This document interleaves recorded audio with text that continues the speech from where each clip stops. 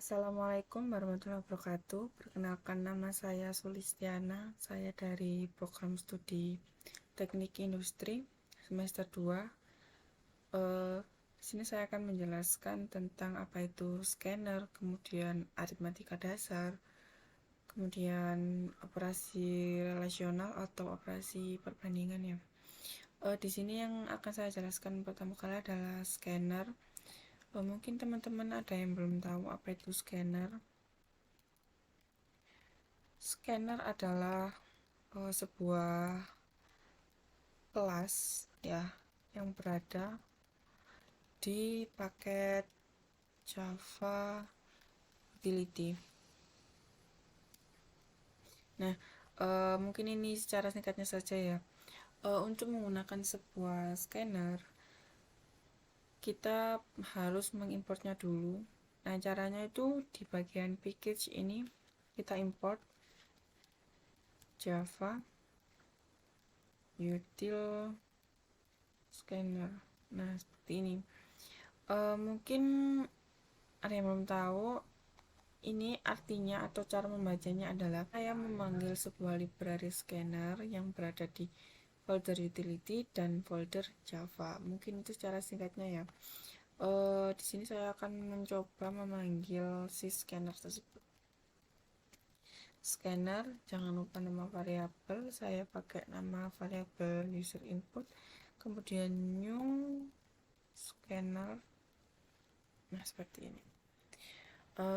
New scanner ini adalah sebuah objek baru. Kemudian di dalam objek tersebut kita tambahkan sistem in. Nah, sistem in ini yang nantinya akan mengambil data yang kita inputkan, kemudian diproses lalu ditampilkan lagi. Kita coba panggilnya dengan cara seperti biasa, sistem out print line, kemudian nama variabel,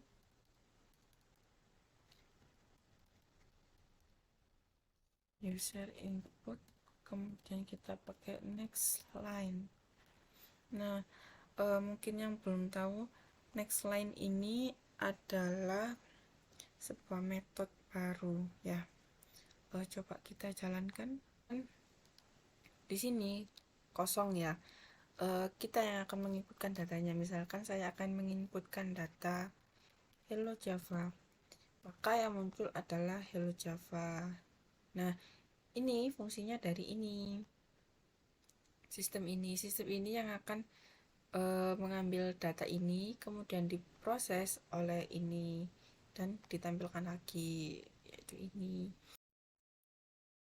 Baik, sekarang kita belajar tentang aritmatika ya, aritmatika dasar di pemrograman. Saya akan menjelaskan secara sederhana apa itu aritmatika yang ada di pemrograman. Kan tadi kita sudah belajar tentang ini ya, scanner. Coba kita bikin aritmatika sederhana menggunakan scanner tersebut ya. Aritmatika dasar. Nah, aritmatika itu ada apa aja? Yang pertama adalah penjumlahan. Kemudian yang kedua adalah pengurangan. Yang ketiga adalah perkalian dan yang keempat adalah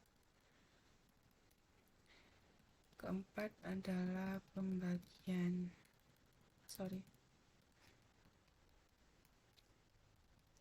Nah, yang keempat adalah pembagian. Yang pertama kita akan coba menggunakan penjumlahan ya. Kita akan bikin kalkulator sederhana dari scanner ini.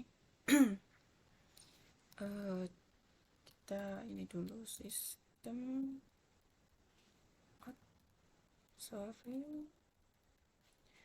print line, kemudian kita tampilkan penjumlah.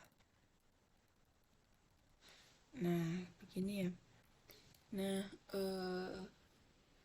di sini kita pakai dulu sistem out.print. Nah, kita pakai print ya, bukan print line. Bedanya print sama print line itu, kalau print line maka dia akan meng-enter, jadi dia akan berada di bawahnya. Nah, kalau print itu enggak. Kita pakai print apa ya, kita pakai jumlah, jangan jumlah ya, nggak apa-apa, jumlah 1 sama dengan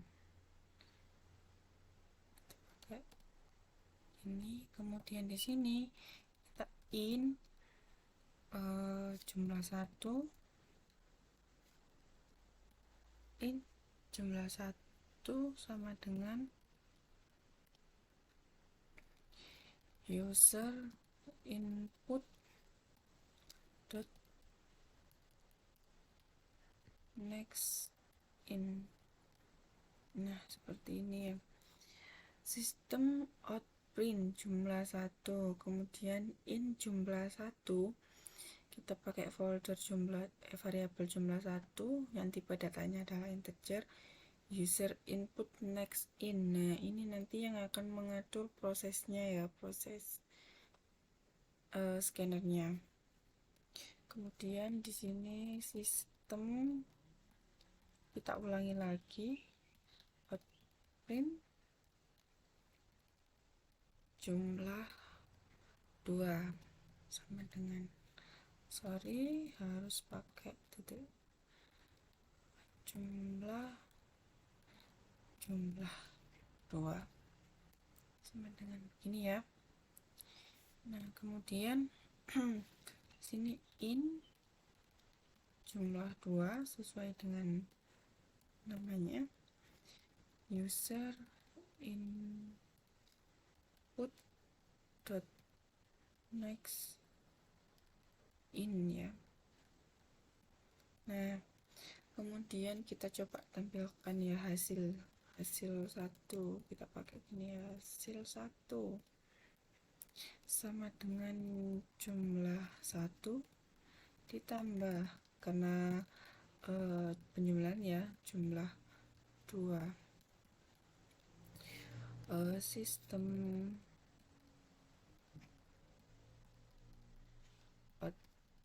print. Nah, sekarang kita pakai print line, kemudian hasil 1 sama dengan ditambah hasil 1. Nah, coba kita jalankan ya. Oh, ternyata error hasil simbol hasil 1.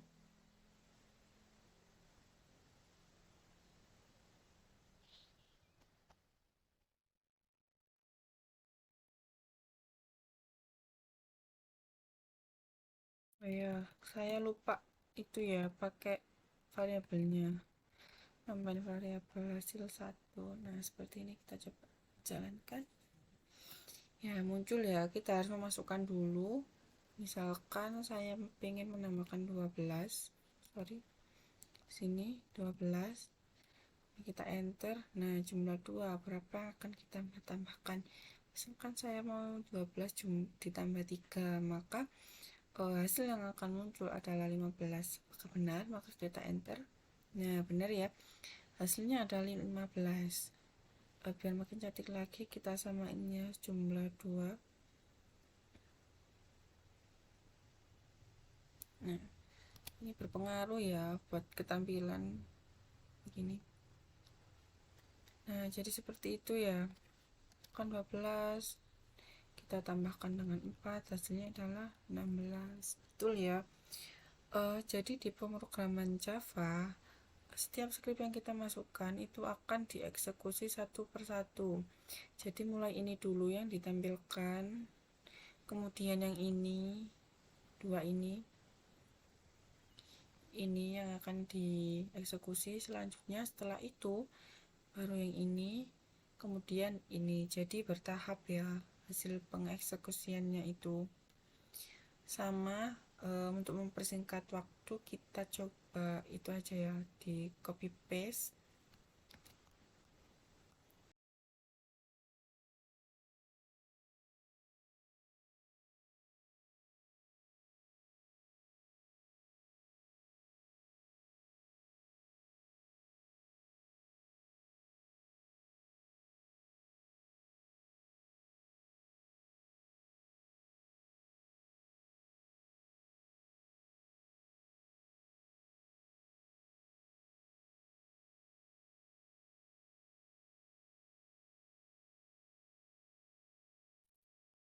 Ya, di sini saya sudah selesai membuat programnya ya. Kemudian kita coba jalankan. Di sini penjumlahannya kita coba 2 ditambah 3. Hasilnya 5. Benar ya, teman-teman. Kemudian untuk pengurangannya saya mau 7 dikurang 3, apakah hasilnya 4? Ya, benar. Kemudian untuk perkaliannya kita masukkan 2 dikali 1, apakah hasilnya 2? Ya, benar ya, teman-teman ya. Kemudian untuk pembagian saya mau 9 dibagi 3, hasilnya adalah 3. Nah, jadi seperti itu ya, teman-teman ya. Mudah sekali untuk aritmatika dasar ini. Untuk programnya sama. Lagi untuk teman-teman, kalau semua sistem operasi aritmatika akan dipengaruhi dari tipe datanya ya. Tipe data ini harus sesuai dengan kontainernya yang kita pilih. Jadi kalau integer hasilnya akan bilangan bulat, kalau float akan desimal. Begitu ya, teman-teman ya. Mungkin sekian untuk yang aritmatika dasar, sangat mudah. Saya tekankan sekali lagi, kalau di pemrograman Java setiap perintah akan dieksekusi satu persatu berurutan mulai dari perintah pertama. Jadi seperti penjumlahan dulu, kemudian dia akan mengeksekusi ini jumlah 1, kemudian setelah selesai dia akan mengeksekusi jumlah 2. Nah, baru dimunculkan hasil. Nah, kemudian berlaku seperti seterusnya sampai ke pengurangan, perkalian, pembagian ya, teman-teman. Mudah sekali. Baik, sekarang saya akan menjelaskan tentang operator perbandingan ya. Uh, Operator perbandingan itu ada banyak macamnya, seperti sama dengan, kemudian ada tidak sama dengan, kemudian ada lebih besar, kemudian ada lebih kecil, kemudian ada lebih besar sama dengan, kemudian ada lebih kecil sama dengan. Nah, ini adalah contoh-contoh operator perbandingan ya. Saya kasih nama.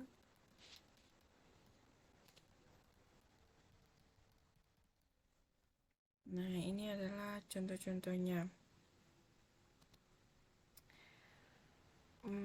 Coba kita bikin, atau saya akan coba jelaskan dulu ya. Misal kita di sini ada, saya punya data integer, misalnya A, kemudian B, kemudian hasil ya. Nah, kemudian di sini in A, A isinya itu adalah 10, kemudian B isinya adalah 5. Nah, kemudian hasil sama dengan misal A ditambah B, kemudian kita print sistem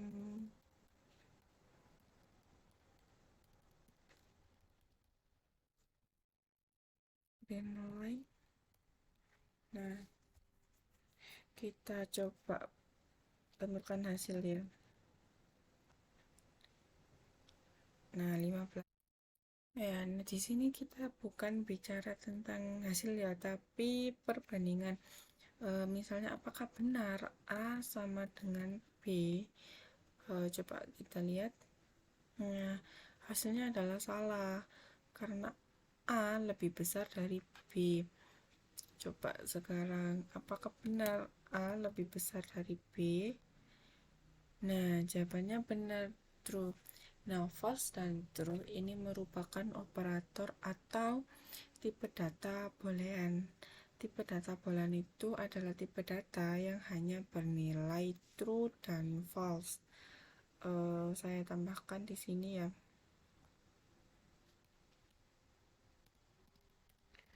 Operator boolean atau tipe data saja ya. Tipe data boolean adalah tipe data yang bernilai true dan false. Nah, ini nantinya akan menyambung ke namanya gerbang logika AND dan OR, dimana gerbang logika AND ini adalah disimbolkan dengan ini. Itu misalnya begini, true ditambah true sama dengan true, dan false ditambah true sama dengan false. Jadi kalau 1 tambah 1 hasilnya 1, bukan 1 ditambah 0 hasilnya akan 0, bukan 1, begitu. Sementara kalau 0 ditambah 0 hasilnya akan 1. Kemudian ada gerbang logika OR, itu simbolnya seperti ini. Itu misal true ditambah false bisa hasilnya adalah true. Jadi ada dua kemungkinan ya. Kalau misal 1 ditambah 1 hasilnya 1, kemudian true ditambah 1 ditambah 0 hasilnya bisa 1 bisa 0. Jadi atau ya, ada dua kemungkinan begitu. Nah, kembali lagi ke sini. Ini apakah benar misalnya kita coba ya, A itu tidak sama dengan B misalnya. A tidak sama dengan B, kita coba. Nah, benar ya, karena A lebih besar dari B. Misal saya rubah di sini A jadi 1, kemudian B tetap 5. Apakah benar? Apakah benar kalau A itu lebih kecil daripada B? Ya, benar ya, karena A hanya 1 dan B 5. Jadi seperti itu, mudah sekali kalau operator perbandingan. Yang penting kita hafal saja ya simbol-simbolnya itu untuk pemrograman. Nah, sekian penjelasan dari saya, semoga bisa dapat dimengerti oleh teman-teman. Apabila ada salah kata, saya memohon maaf. Sekian, terima kasih. Wassalamualaikum warahmatullahi wabarakatuh.